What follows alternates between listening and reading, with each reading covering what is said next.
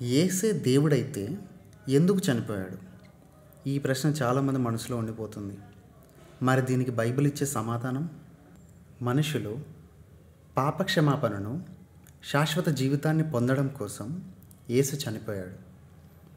అంతేకాదు, ఆయన చనిపోవడం ద్వారా ఒక మనిషి అత్యంత తీవ్రమైన కష్టాల్లో కూడా దేవునికి నమ్మకంగా ఉండగలడని నిరూపించాడు.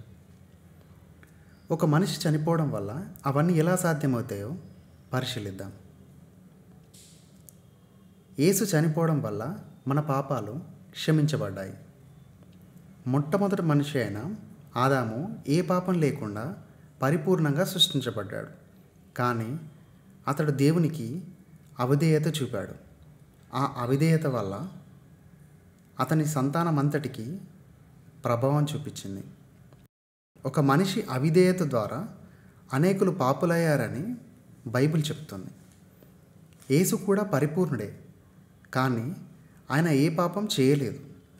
కాబట్టి మన పాపాల కోసం ప్రాయశ్చిత్త బలిని అర్పించడానికి ఆయన అర్హుడు. ఆదాము చూపించిన అవిధేయత వల్ల మానవజాతి మొత్తానికి పాపం అనే మరక అంటుకుంది. యేసు మరణం ఆ మరకలను పూర్తిగా తుడిచివేసింది. ఒక విధంగా చెప్పాలంటే, ఆదాము మానవజాతిని పాపానికి అమ్మేస్తే యేసు ఇష్టపూర్వకంగా చనిపోవడం ద్వారా వాళ్ళను కొనుక్కున్నాడు. అందుకే బైబిల్ ఇలా చెప్తుంది, ఒకవేళ ఎవరైనా పాపం చేసినా తండ్రి దగ్గర మనకు సహాయకుడు ఉన్నాడు, ఆయన నీతిమంతుడైన యేసుక్రీస్తు. తన మీద విశ్వాసం ఉంచే ఏ ఒక్కరు నాశనం కాకుండా శాశ్వత జీవితం పొందాలనే యేసు చనిపోయాడు.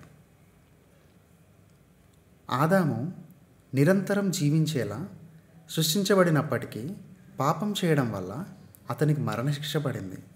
ఆదాము ద్వారా పాపం ద్వారా మరణం లోకంలోనికి ప్రవేశించాయి. అదేవిధంగా అందరూ పాపం చేశారు కాబట్టి మరణం అందరికీ వ్యాపించింది. దీనిని భిన్నంగా యేసు మరణం ఆయన మీద విశ్వాసం ఉంచే వాళ్ళ పాపం మరకల్ని తుడిచివేయడమే కాకుండా మరణశిక్షను కూడా రద్దు చేసింది. బైబిల్ ఇలా చెప్తుంది, పాపం మరణంతో కలిసి రాజుగా ఏలినట్టే నీతి ద్వారా అపరాధయ రాజుగా ఏలాలని దేవుడు అలా చేశాడు. ప్రజలు మన ప్రభు అయిన యేసుక్రీస్తు ద్వారా శాశ్వత జీవితాన్ని పొందినట్లు నిజమే. మనుషులు ఈ రోజుల్లో ఎక్కువ కాలం జీవించట్లేదు. అయితే నీతిమంతులకు శాశ్వత జీవితం ఇస్తానని, చనిపోయిన వాళ్ళను పునరుత్థానం చేస్తానని, వాళ్ళు కూడా యేసుని త్యాగపూరిత మరణాన్ని ద్వారా ప్రయోజనం పొందుతారని దేవుడు మాట్లాడిస్తున్నాడు. యేసు చనిపోయేంతగా లోబడటం ద్వారా ఎలాంటి కష్టాలు లేదా శోధనలు వచ్చినా మనుషులు దేవునికి నమ్మకంగా ఉండగలరని నిరూపించాడు. పరిపూర్ణ మేధస్సు శరీరం ఉన్న ఆదాము తనని కాని దానికోసం ఆశపడి దేవునికి అవిధేయత చూపాడు. తర్వాత దేవుని ప్రధాన శత్రువైన సాతాను ఏ మనిషి అయిన స్వార్థంతోనే దేవుణ్ణి ఆరాధిస్తాడని, ప్రాణం మీదికి వస్తే ఏదైనా చేస్తాడని ఆరోపించాడు. కానీ పరిపూర్ణమైన మనిషి అయిన యేసు అవమానకరమైన బాధాకరమైన మరణాన్ని అనుభవిస్తూ కూడా దేవునికి లోబడ్డాడు. ఆయనను విశ్వసనీయంగా ఉన్నాడు.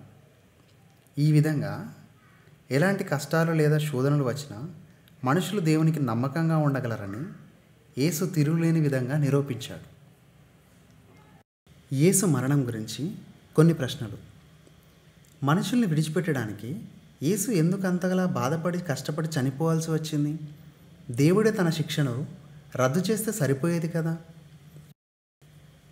పాపం వల్ల వచ్చే జీతం మరణం అని దేవుడు నియమం పెట్టాడు. ఆ నియమాన్ని ఆదాముకు తెలియజేస్తూ తనకు అవిధేయత చూపిస్తే మరణశిక్ష పడుతుందని దేవుడు చెప్పాడు. ఆదాము పాపము చేసినప్పుడు అబద్ధమాడలేని దేవుడు తన మాట నిలబెట్టుకున్నాడు. అలా ఆదాము పాపాన్నే కాదు, దానివల్ల వచ్చే జీతం అంతకంటే మరణాన్ని కూడా తన సంతానానికి వారసత్వంగా ఇచ్చాడు.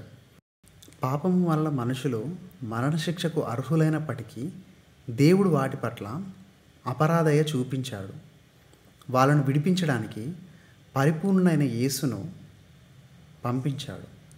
ఆ ఏర్పాటు ద్వారా అటు న్యాయాన్ని ఇటు కనికరాన్ని అత్యున్నత స్థానంలో చూపించాడు. యేసు ఎప్పుడు చనిపోయాడు?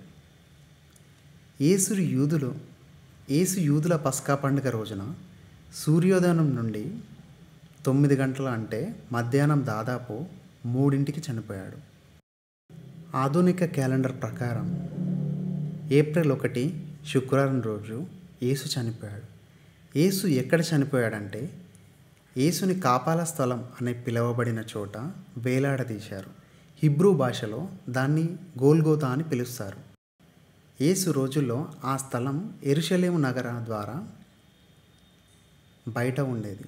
బహుశా ఆ స్థానం ఓ కొండ మీద ఉండి ఉండొచ్చు.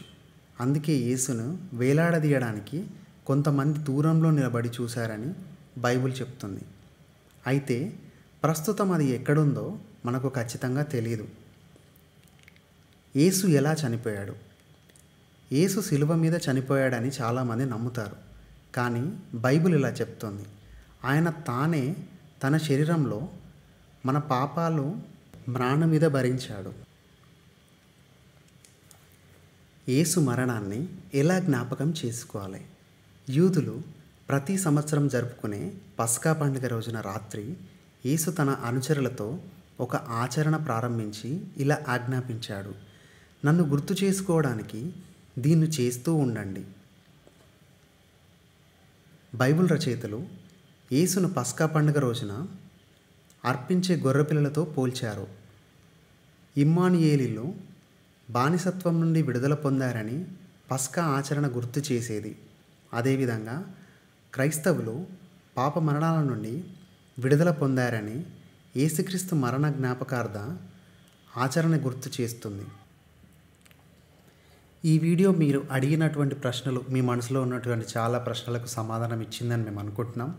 సో ఈ వీడియో మీరు ఇప్పటివరకు చూసిరు అని అంటే ఎంతో కొంత నాలెడ్జ్ గెయిన్ చేసుకున్నారని మేమైతే అనుకుంటున్నాం. సో ఈ వీడియోని ఇప్పటివరకు చూసిన ప్రతి ఒక్కరు please do like, share, comment and subscribe.